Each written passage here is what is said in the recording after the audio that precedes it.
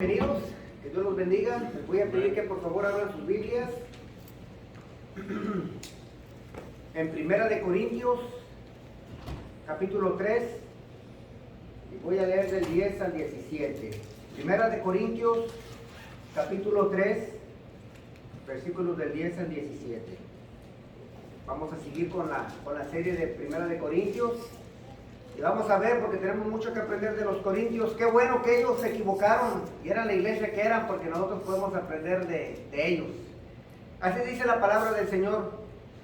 Según la gracia que Dios me ha dado, yo, como maestro constructor, eché los cimientos y otro construye sobre ellos. Pero cada uno tenga cuidado de cómo construye, porque nadie puede poner un fundamento diferente del que ya está puesto, que es Jesucristo. Si alguien construye sobre este fundamento, ya sea con oro, plata y piedras preciosas, o con madera, heno y paja, su obra se mostrará tal cual es, pues el día del juicio la dejará al descubierto. El fuego la dará a conocer y pondrá a prueba la calidad del trabajo de cada uno. Si lo que alguien ha consumido permanece, recibirá recompensa. Pero si su obra es consumida por las llamas, él sufrirá pérdida. Será salvo, pero como quien pasa por el fuego. ¿No saben que ustedes son templo de Dios y que el Espíritu de Dios habita en ustedes? Si alguno destruye el templo de Dios, él mismo será destruido por Dios, porque el templo de Dios es sagrado y ustedes son ese templo. Pueden tomar sus lugares, mis hermanos.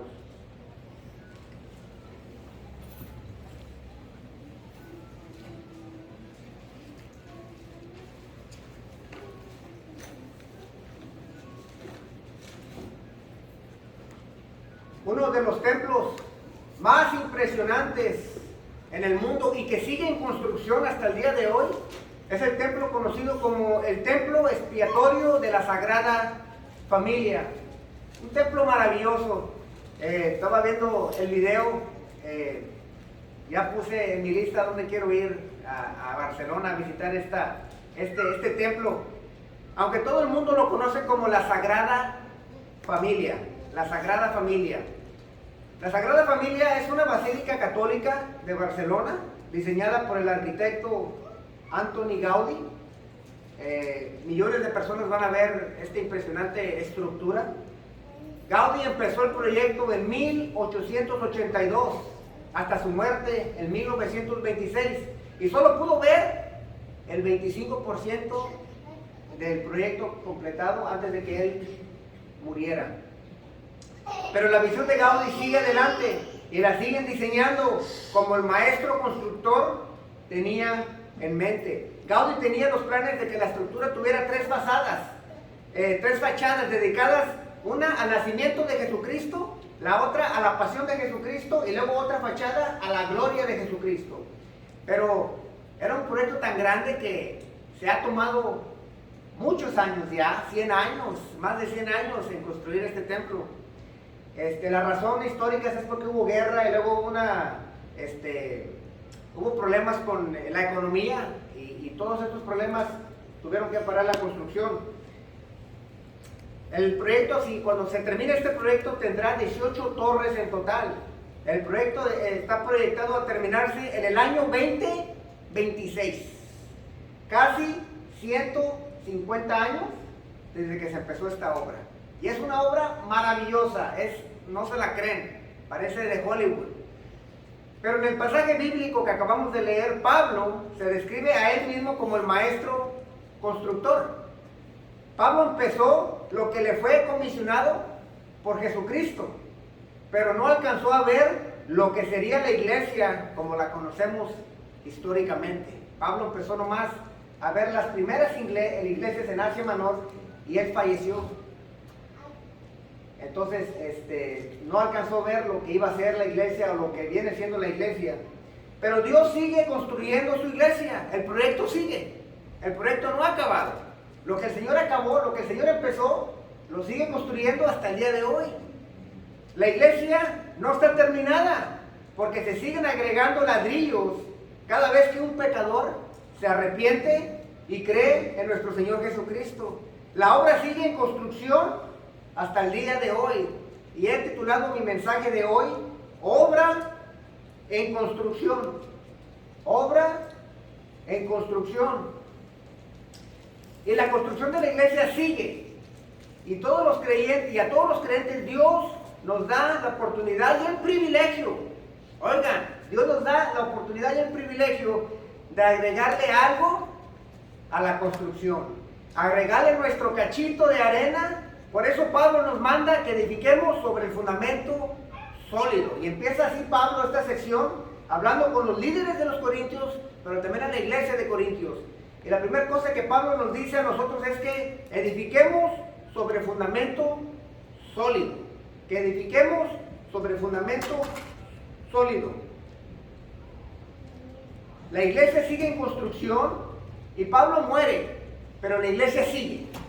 Y déjame le digo algo, si Cristo no viene mañana, usted y yo vamos a morir, pero la iglesia va a seguir. La iglesia sigue en construcción porque así está estipulado, así dice el Señor, que las puertas, que nadie puede contra la iglesia. Y la iglesia sigue. Y dice Pablo ahí, edifiquemos sobre un fundamento sólido, dice, según la gracia que Dios me ha dado, yo, como maestro constructor, eché los cimientos y otro construye sobre ellos. Pero dice, cada uno tenga cuidado de cómo construye, porque nadie puede poner un fundamento diferente del que ya está puesto, que es Jesucristo. Varios hermanos aquí en la iglesia trabajan en construcción y en remodelación y saben exactamente de lo que Pablo está hablando. Cualquier proyecto de construcción necesita un fundamento sólido, cualquiera. Pablo, igual que los 12 apóstoles, echaron esos cimientos. Si ustedes recuerdan la primera predicación de Pedro allá en Hechos, la primera predicación predica a un Cristo crucificado. Y en esa primera predicación dice que son 3,000 los que creyeron. Esos 3,000 fueron los primeros ladrillos a una iglesia que sigue en construcción hasta el día de hoy. Le dice Pablo, sepa pues con certeza toda la casa de Israel, que a este Jesús, a quien vosotros crucificasteis, Dios le ha hecho Señor y Cristo. Y en la misma predicación dice, entonces los que habían recibido su palabra fueron bautizados y se añadieron aquel día como 3,000 almas. Eso es algo que nuestro Señor Jesucristo es el fundamento. Y esas primeras 3,000 almas fueron, como quien dice, los primeros 3,000 ladrillos que se le agregaron a una obra que el Señor, una vez más lo repito, sigue construyendo hasta el día de hoy. Y dice el mismo Pedro ahí en su carta, dice, y viniendo a Él, o sea, a Cristo, como una piedra viva, desechada por los hombres, pero escogida y preciosa delante de Dios. Entonces, como vemos, Cristo es el fundamento de la iglesia. Y lo vamos a seguir exponiendo ahorita, pero tenemos que entender de que todos nosotros, no solamente somos parte de la iglesia, pero la estamos edificando al mismo tiempo, mis hermanos. Y muchos de nosotros no nos vemos como edificadores. Les voy a poner una referencia ahí, dice ahí Efesios 2, del 20 al 23. Miren lo que dice Pablo en los Efesios. Edificados sobre el fundamento de los apóstoles y profetas, siendo Cristo Jesús mismo la piedra angular, en quien todo el edificio bien ajustado va creciendo para ser un templo santo en el Señor, en quien también vosotros sois justamente edificados para morada de Dios en el Espíritu. Una vez más, el fundamento lo estableció el Antiguo Testamento, le da los fundamentos y las fuerzas que cuando viene el Mesías, Él es el Mesías. Los fundamentos vienen desde el Antiguo Testamento, pero cuando los apóstoles y los profetas predicaron de la piedra, de la roca, como dice el hermano Rubén, algo que no se mueve, inmovible, algo sólido. Y dice Pablo a los líderes en Corintios, yo llegué y yo puse los cimientos en la iglesia de Corintios, y Pablo se recuerda, ya no estaba ahí. Apolos fue el que siguió construyendo, pero Apolos no estaba ya en esta ocasión. Entonces le está hablando a los líderes de los Corintios, pero también a cualquier persona que viene a la iglesia, nosotros, hermanos, inconscientemente o conscientemente estamos edificando a la iglesia también. Por eso Pablo dice, cuidado, cuidado de que si empiezan a edificar, que edifiquen sobre un fundamento sólido. Y esto lo he dicho en otras ocasiones, pero todos conocemos lo que es una flor girasol. Y en medio de la flor es el fundamento. Y el fundamento en medio de la flor, de una flor girasol, tiene que ser Jesucristo. El fundamento, la muerte, la vida, la resurrección, es el fundamento. Y las hojitas que van alrededor de la girasol son las doctrinas que se juntan en el fundamento. Pero, dice Pablo, si empiezan a edificar, ojo, que edifiquen sobre un fundamento sólido. Y lo digo esto porque lo hemos visto, donde el fundamento sólido no es Cristo, sino que a Cristo lo ponen en una de las hojitas, y el fundamento sólido es el fin del mundo. Y cada vez que pasa algo en Israel, y cada vez que pasa un terremoto allá en Hawái, el fundamento regresa, que es el fin del mundo. Y la escatología es el fin del mundo. Y cada vez que oyen un rumor de algo, es el fin del mundo. Y déjame les digo que en la iglesia se debe de hacer estudios de escatología, pero la escatología no es el centro de la iglesia. El fundamento de la iglesia es Jesucristo. Por eso dice Pablo, cuidado, cómo edifiquemos, dónde estamos edificando. Otros ponen a los ángeles y a los demonios como adentro de la girasol, y no se les puede aparecer un gato negro porque es Satanás. Y no pueden ir a tirar la basura y ver una mosca porque es Satanás. Y el fundamento es ángeles y demonios. Estoy enfermo porque tengo el espíritu de enfermedad. No, estás enfermo porque te dio gripa. Por eso estás enfermo. Y tenemos que estar seguros de que el centro de la flor sea Jesucristo. Y las demás doctrinas tienen que ir arraigadas en el centro. Y tenemos que tener cuidado porque dice Pablo, todos estamos edificando, pero tengan cuidado que la edificación empiece en un fundamento sólido. Dice Pablo, porque nadie puede poner otro fundamento. ¿Sabe qué? Nadie puede poner otro fundamento, pero sí lo han tratado. Desde Joseph Smith con los mormones, hasta Ellen G. White con los adventistas del séptimo día, hasta Charles Rossos con los testigos de Jehová. Aunque con los testigos de Jehová no tengo ningún problema porque ellos mismos no dicen que son iglesia, ellos mismos se llaman sociedad. Entonces yo estoy tranquilo con eso. Qué bueno que no sacan la bandera de iglesia. Pero ellos también han puesto otro fundamento que no es Jesucristo. Hasta el Evangelio de la Prosperidad, el movimiento de la nueva reforma apostólica, han quitado a Cristo. Y dicen que ellos, a otros apóstoles, superapóstoles que andan por ahí, dicen que los pastores se tienen que rendir cuentas a ellos porque el apostolado es más grande que los pastores y que las iglesias se deben de hincar a ellos. Ellos han puesto otro fundamento. Quitaron a Cristo y qué casualidad, se pusieron ellos como el fundamento. ¡Wow! ¡Qué sorpresa! No me esperaba eso. Y también está el movimiento de la palabra de fe, que ya han quitado a Cristo del centro, y es lo que tú dices y lo que tú declaras es el fundamento. No digas que te vas a enfermar porque va a pasar. Y lo que han hecho es que han puesto al hombre en el centro de la girasol, cuando el centro de la girasol debe de ser Jesucristo.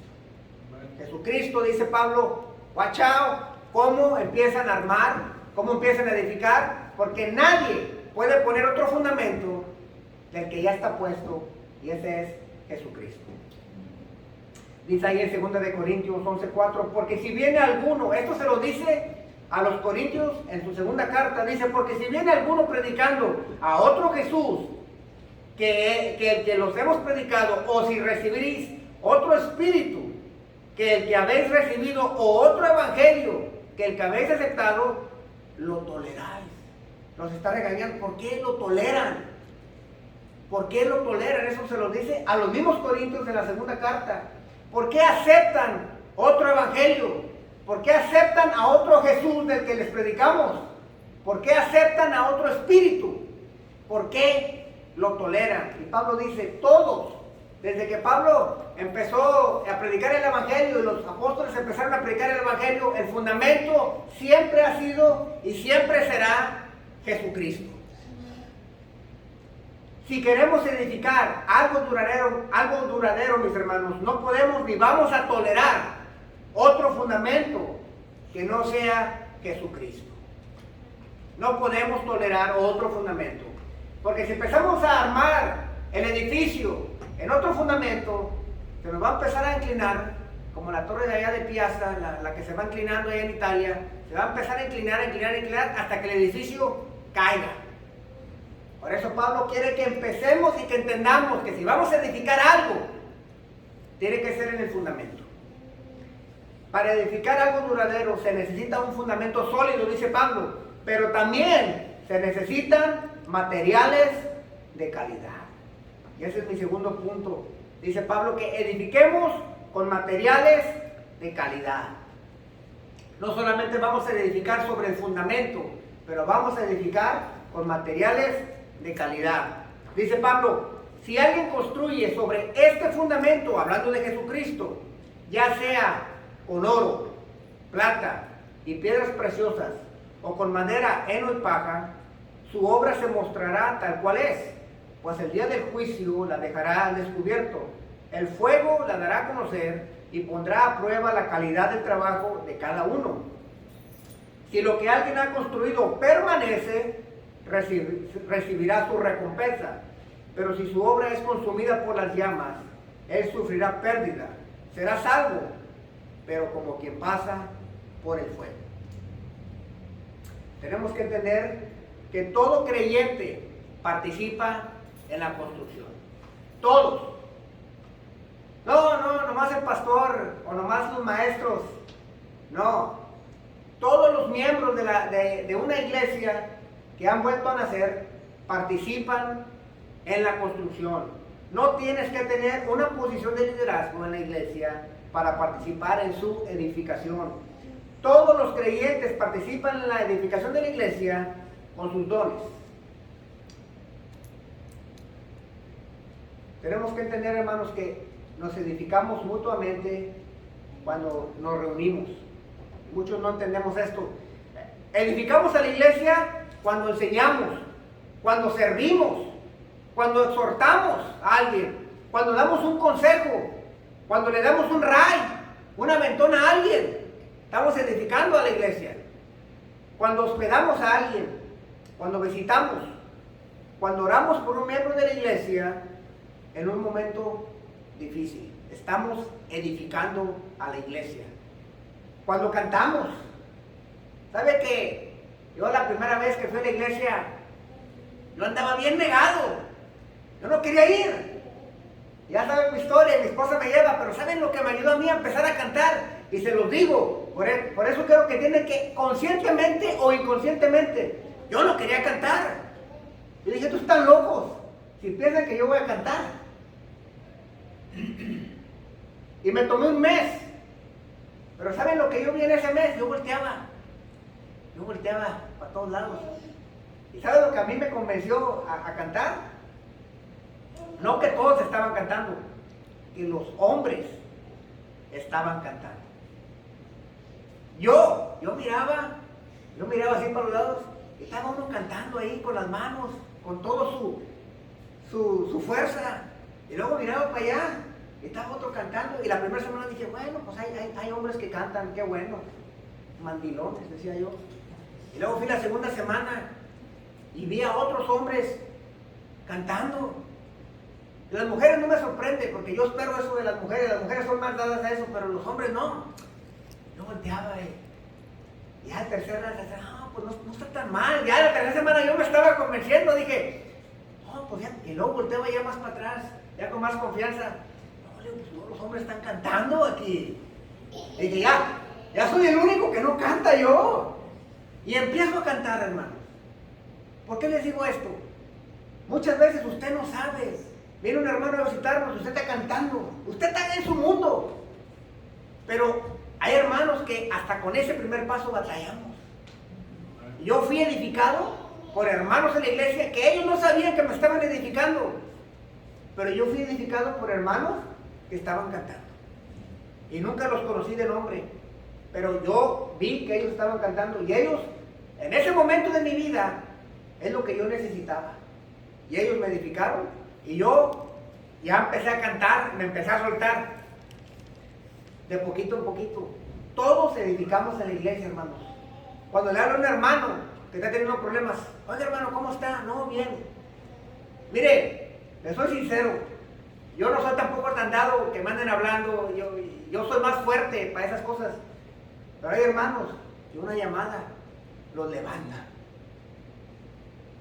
Una simple llamada. Hay hermanos que dicen, hermano, déjeme orar por ti, lo sacas para un lado. Es como un aliento para ellos. Nosotros cuando venimos estamos edificando, hermanos, a la iglesia. No nos damos cuenta, pero también nos edificamos mutuamente el uno con el otro.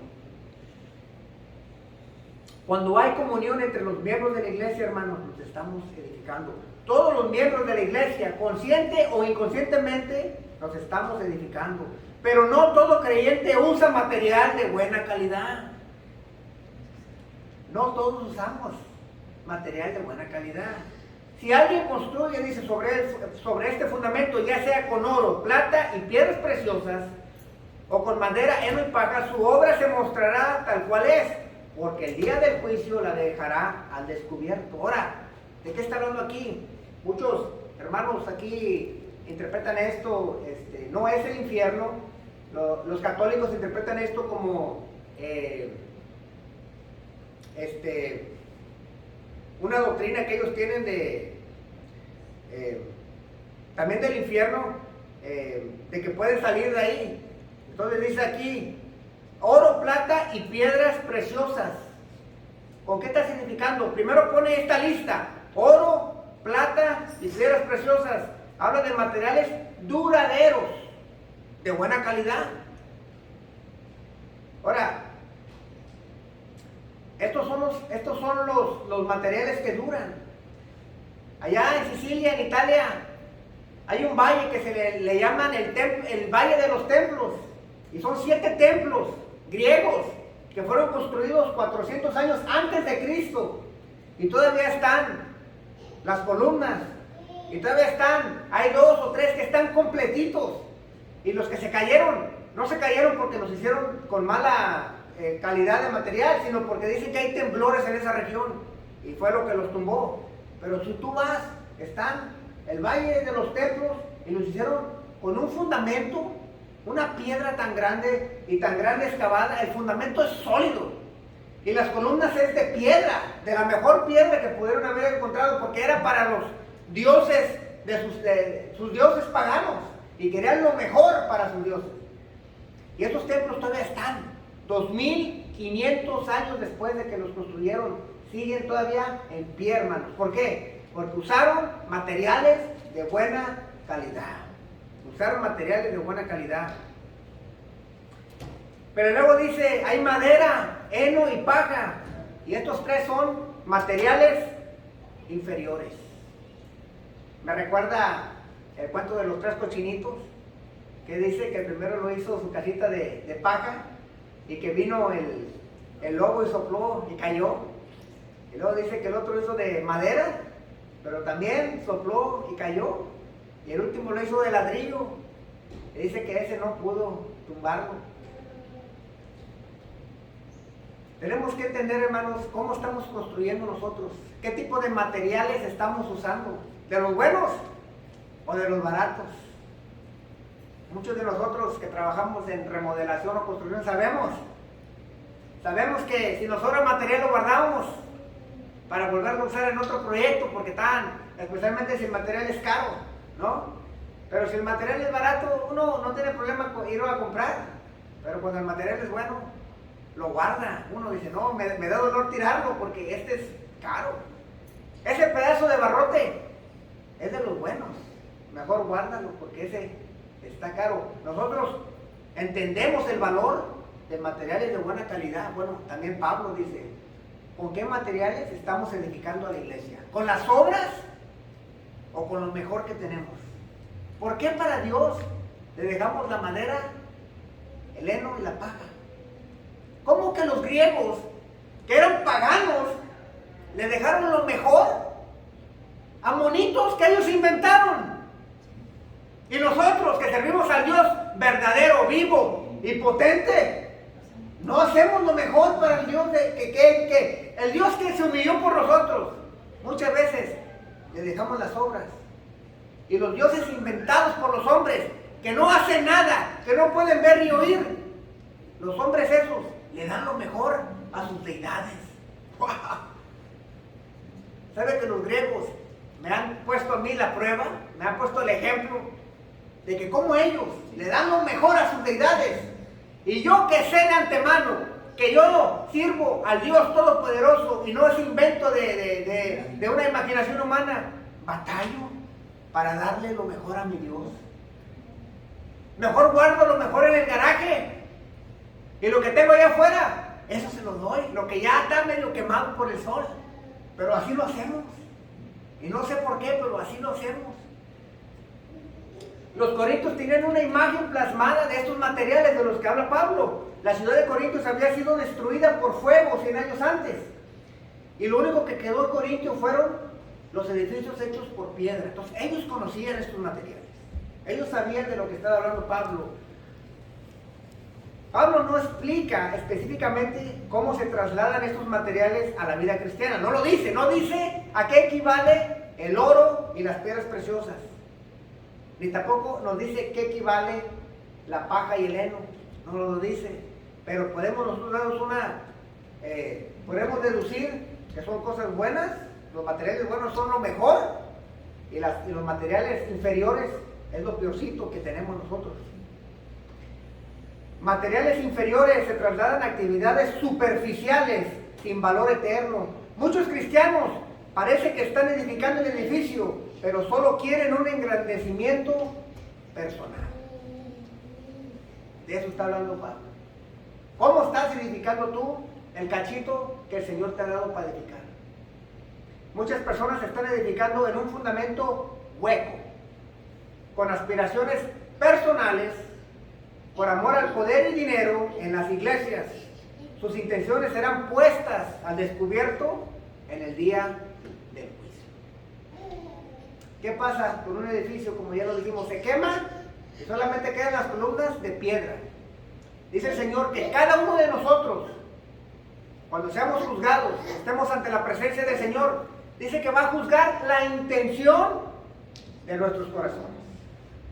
O sea que si usted viene y me saluda, el Señor va a ver si la intención es quedar bien con el líder o de verdad amor en Cristo en la hermandad.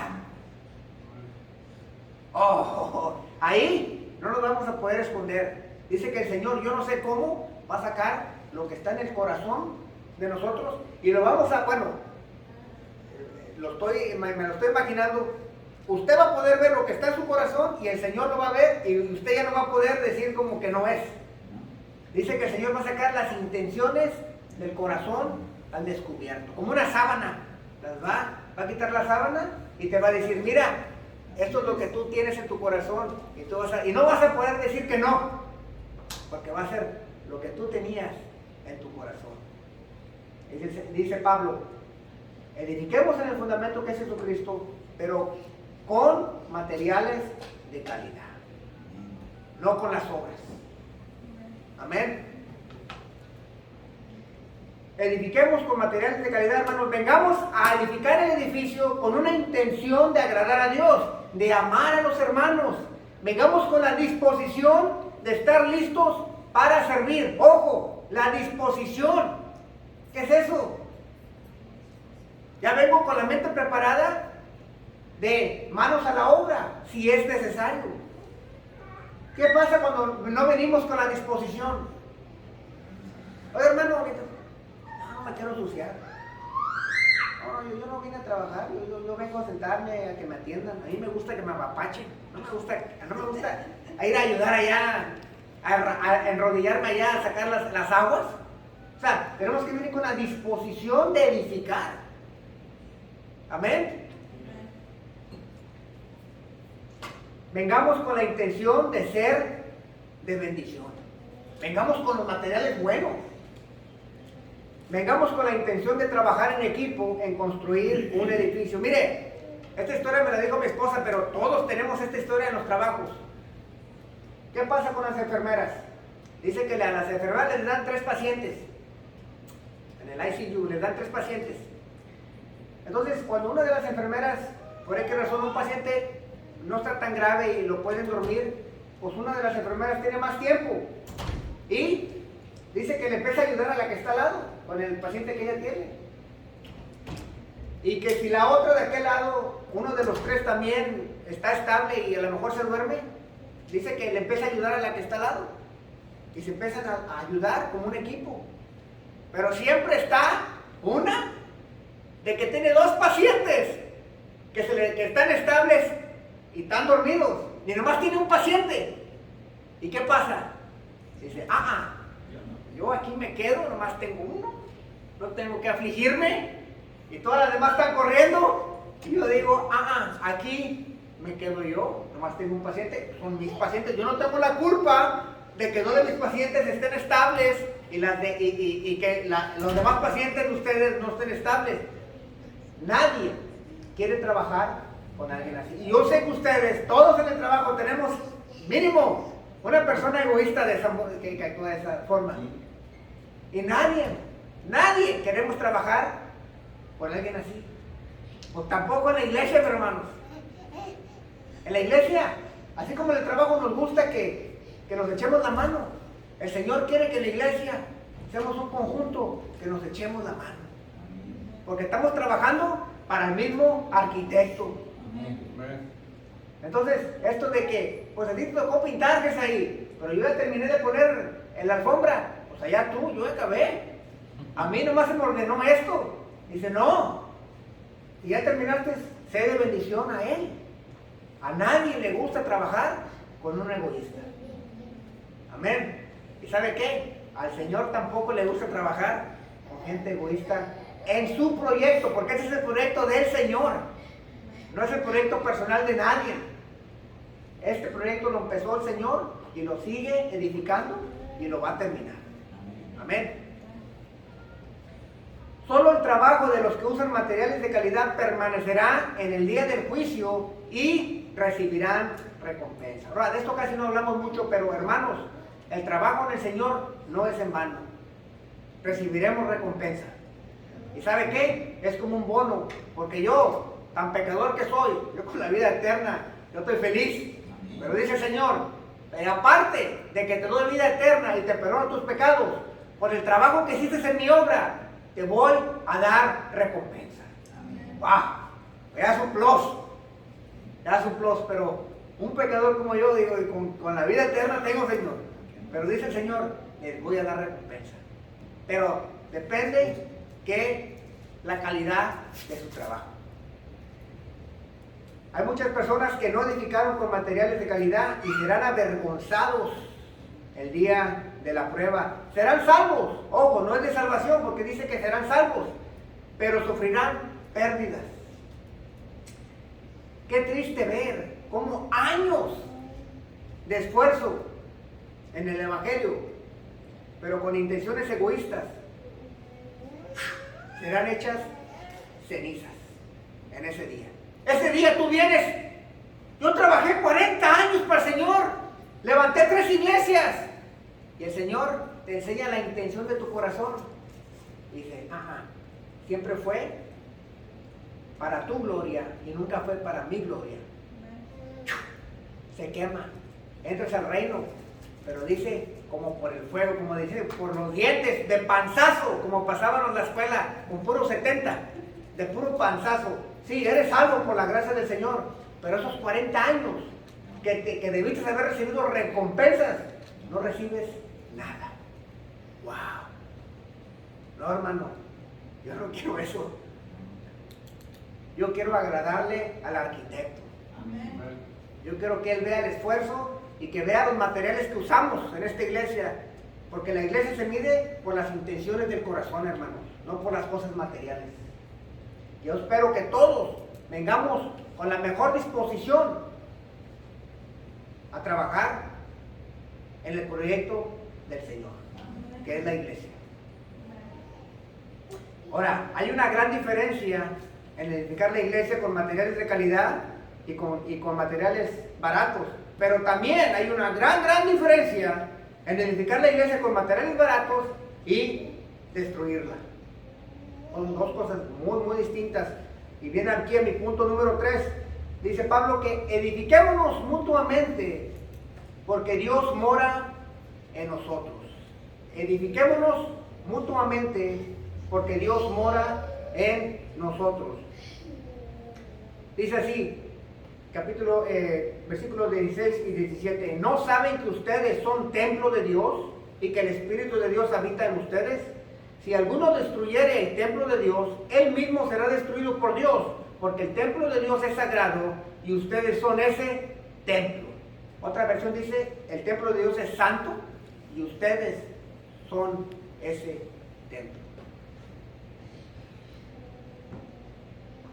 Pablo comunica una verdad fundamental con una pregunta.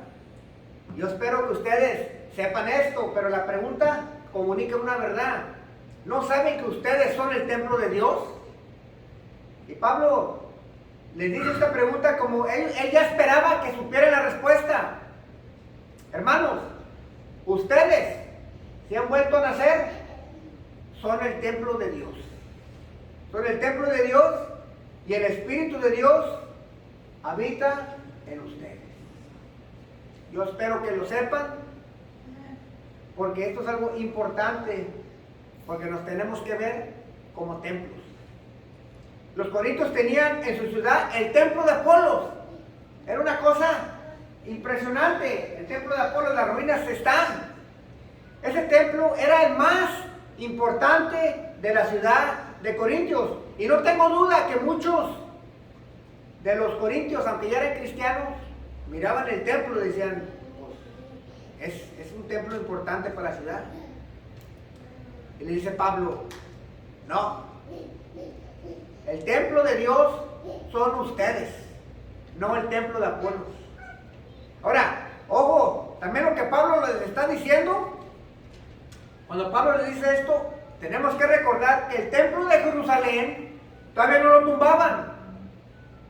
Y Pablo les está diciendo, el templo, el monte Muralla, que lo hemos estado estudiando, ahí el lugar donde le dijo a Abraham que sacrificara a Isaac, el lugar donde la gloria de Dios llenó el Santísimo. Dice Pablo, no, ese no es el templo de Dios. El templo de Dios son ustedes. Tú sabes que para un judío oír eso es un shock. ¿Que qué? Sí, el templo son ustedes, no ni el templo de los corintios, o el templo de Jerusalén, o el templo de cualquier ciudad que estamos. Dice, ustedes son ese templo. Y nos la tenemos que creer, hermanos. ¿Sabe por qué? Porque eso hace una gran diferencia en cómo vamos a vivir. Mire, te lo digo por esto. Todos conocemos un templo. ¿A qué me refiero? Todos hemos ido a un lugar que se le considera sagrado o religioso. ¿Y qué hace la gente cuando va a un templo? Mire, yo he ido a varios en México. ¿Qué hacemos cuando entramos a un lugar disque sagrado o religioso? Entramos con así un hombro, mucha reverencia, ¿no? Hasta nos agarramos las manos así, no sé por qué, pero sí, ¿verdad? Y hasta nos agachamos un poquito, ¿verdad? ¿Por qué hacemos eso? Porque conscientemente consideramos que ese lugar es de respeto. A lo mejor no creemos en la deidad, pero sabemos que se tiene que tener un respeto, ¿no? ¿Por qué? Cuando entramos a un lugar así, ya no gritamos, mira, apaga el teléfono, ya vamos a entrar, ya vamos a entrar. ¿Por qué? Porque consideramos que es un templo, que es algo sagrado. Yo he ido a grandes templos en México. Mire, yo le digo algo, el borracho nunca entra con la cerveza al templo. El que fuma nunca entra al templo con el cigarro prendido. El que ve pornografía no entra con el video de pornografía cuando entra al templo. Apaga el celular y entra muy mansito. El maldiciento, el ratito que está en un templo sagrado, no dice maldiciones. ¿Por qué? Porque se considera que eso es algo de respeto, ¿no? De sagrado. Bueno, ¿por qué lo hacemos con templos afuera de nosotros y no lo hacemos con nosotros? ¿Por qué con nuestro templo sí metemos mugrero que no meteríamos cuando vamos de visita a un lugar sagrado? Yo, cuando fui para México, yo fui a muchas iglesias, a las catedrales que ya tienen 200, 300 años, y yo entré con un respeto. Pero ¿sabe qué? Esa actitud, y ustedes la conocen, la debemos de tener en nuestro diario vivir, porque dice que nosotros somos el templo de Dios. Pero ¿sabe qué? No tenemos la misma reverencia para nuestra vida que la tenemos cuando entramos a un templo ajeno. Y Pablo está diciendo, cuidado cómo edifican, porque ustedes son el templo. Tenemos que tener esa actitud de reverencia en mi diario vivir. Primero vente conmigo, porque dice que yo soy el templo y que el Espíritu Santo está en mí. El Espíritu Santo me está viendo qué compro, cómo hablo, qué veo y qué escucho. ¿Cómo si me da vergüenza entrar a un templo con música, con un corrido? Para darles un ejemplo, me da vergüenza entrar con un corrido, pero ¿cómo yo no me da vergüenza oír las cosas que oigo? Dice el Señor, ustedes son el templo. Y luego dice que ustedes, mi prójimo, también son el templo de Dios. Entonces, no solamente debo de respetar mi vida, pero cuando me dirijo con un creyente, debo de dirigirme a un creyente con la misma reverencia, porque el Espíritu Santo también mora en ellos. Pero no lo hacemos. Que Pablo, no, el templo de Jerusalén, que el templo de Apolos, ahí no está Dios. Dios está en ustedes. ¡Wow! O sea, quiere decir que cuando estoy en mi cuarto y no me están viendo los hermanos, tengo que tener la misma reverencia como si estoy en un templo ajeno. Amén.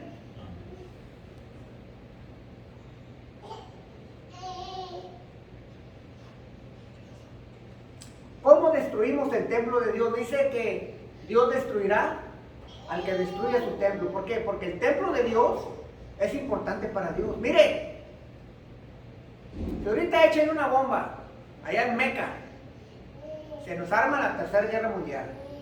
¿Por qué? Porque para la religión islam, Meca es el lugar más religioso para ellos. Si allá llega a pasar algo, se nos viene la Tercera Guerra Mundial. ¿Por qué? Porque es algo que les interesa tanto.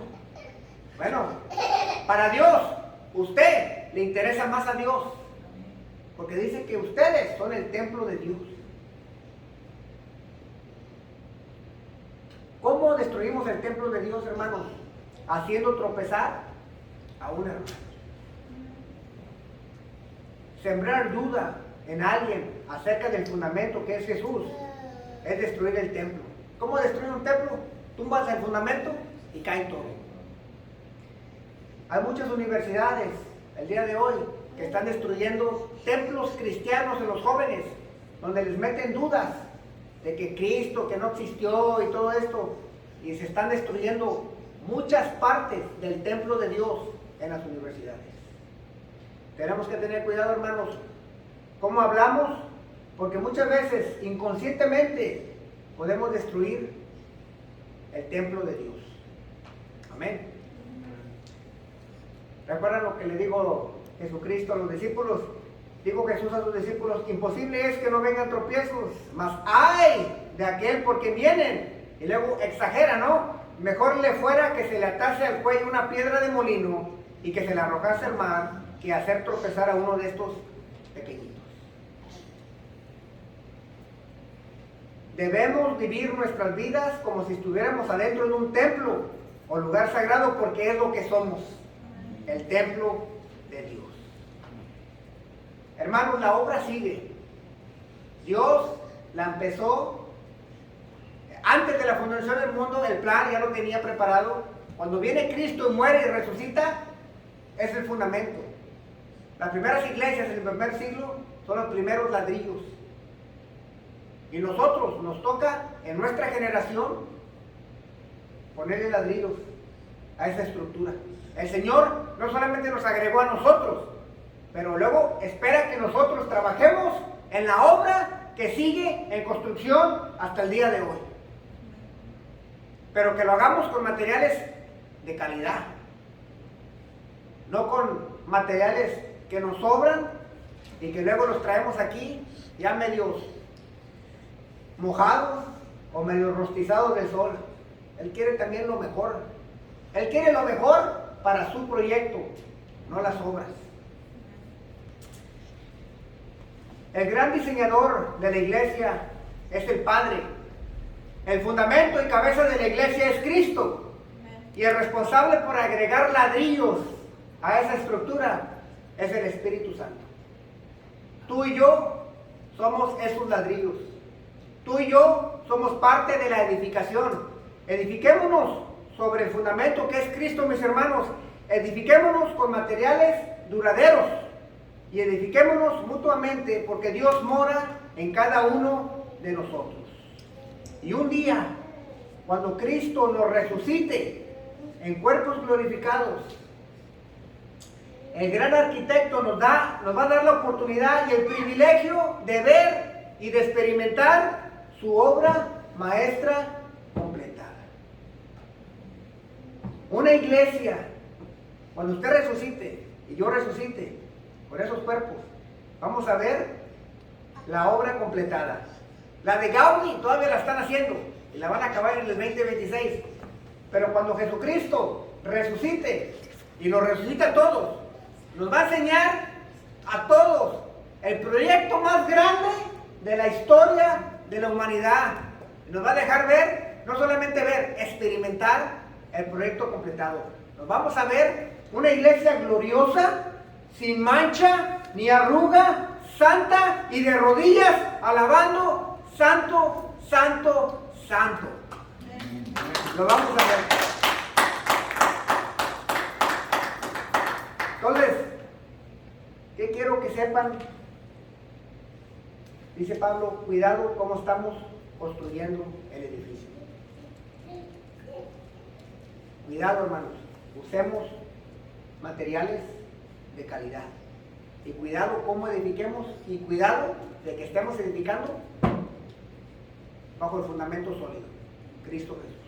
Vamos a orar.